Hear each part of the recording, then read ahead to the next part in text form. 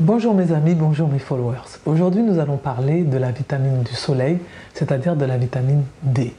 Et pourquoi ce tuto? Eh bien, c'est parce que cette vitamine D est très prescrite et que les personnes, les patients en l'occurrence, se demandent si c'est un effet de mode et pourquoi cette vitamine D est autant prescrite.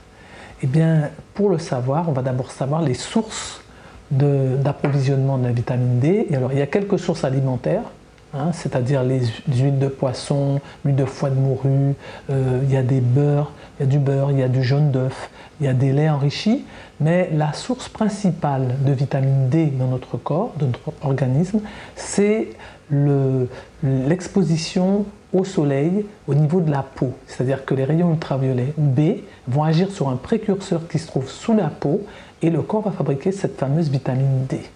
Alors, et vous vous dites, je n'ai qu'à mettre par exemple mes jambes pendant 20 minutes au soleil ou mes avant-bras et mon torse et je vais fabriquer de la vitamine D, ce qui est exact. Mais aller au soleil, c'est pas trop évident, surtout sur les tropiques, il fait très chaud, donc les gens ne marchent plus au soleil. Et puis on a la peau plus ou moins colorée, donc ceux qui auront la peau foncée devront en prendre plus puisque la peau va faire écran aux rayons ultraviolets. Ensuite, il y a ceux qui ont la peau claire ou qui sont de type caucasien qui vont mettre des crèmes écran total qui vont empêcher les rayons ultraviolets B de passer et donc parce qu'ils ont peur d'avoir un mélanome, c'est-à-dire un cancer de la peau, quoi. Et il y a des personnes aussi qui sont en surpoids ou en obésité qui vont avoir cette vitamine D qui va être stockée dans la graisse, qui sera moins disponible, et puis avec le vieillissement, la peau fonctionne moins bien et on aura ce mécanisme qui sera moins possible et donc on sera obligé de supplémenter. Alors pourquoi prescrit-on cette vitamine D et en grande quantité? Bien, on va voir ses bienfaits. Alors, les bienfaits de la vitamine D rentre dans le métabolisme phosphocalcique, c'est-à-dire du calcium et du phosphore, l'absorption au niveau de l'intestin, et ça va rentrer dans la formation, le renouvellement de l'os. Donc, on ne voit plus maintenant, depuis cette supplémentation, des enfants qui avaient les jambes déformées en cerceau, et ça s'appelait le rachitisme, et puis l'équivalent chez l'adulte, l'ostéomalacie.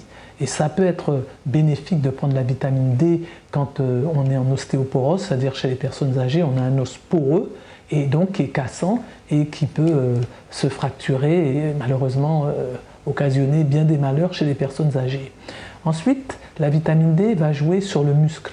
Elle va renforcer le muscle et elle sera utile par exemple dans les phénomènes de sarcopénie qu'on va rencontrer chez les personnes âgées, c'est-à-dire la masse musculaire va se réduire, va moins bien fonctionner, il y aura moins de force et il est évident que s'il y a une chute, il peut y avoir une fracture. Bon, ces derniers temps, et c'est pour ça qu'il y a eu beaucoup d'études et c'est pour ça qu'on s'est à nouveau penché sur cette vitamine D, on a constaté qu'elle augmentait l'immunité innée. Qu'est-ce que ça veut dire? Bien, si votre corps rencontre un germe pathogène, vos globules blancs vont faire en sorte de l'éliminer de votre corps. Donc cette vitamine D va jouer dans la différenciation de ces globules blancs. Elle va jouer aussi sur l'immunité acquise, c'est-à-dire que vous avez déjà rencontré ce germe-là et votre système immunitaire doit réagir.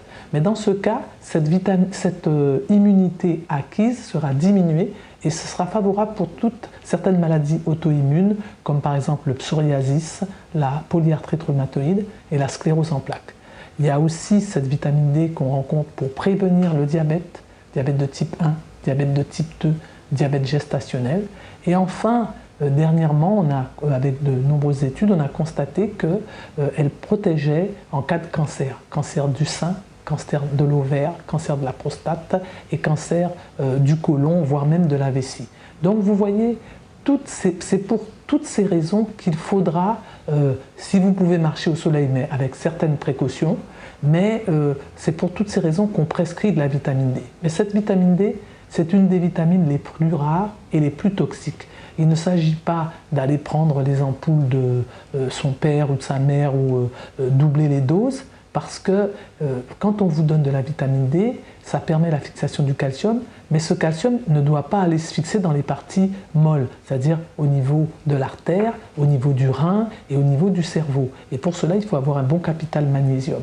Donc, ne pas acheter par exemple de la vitamine D dans les pharmacies pour doubler ou tripler les doses parce qu'on veut se protéger du cancer, mais bien suivre après l'analyse que le médecin vous a prescrite ou qu'on vous a conseillé en pharmacie, la posologie. Eh bien mes amis, mes followers, je vous souhaite une très bonne année puisque nous sommes en période de Noël et je vous dis à bientôt pour un prochain tuto. Allez, mes meilleurs vœux. Au revoir.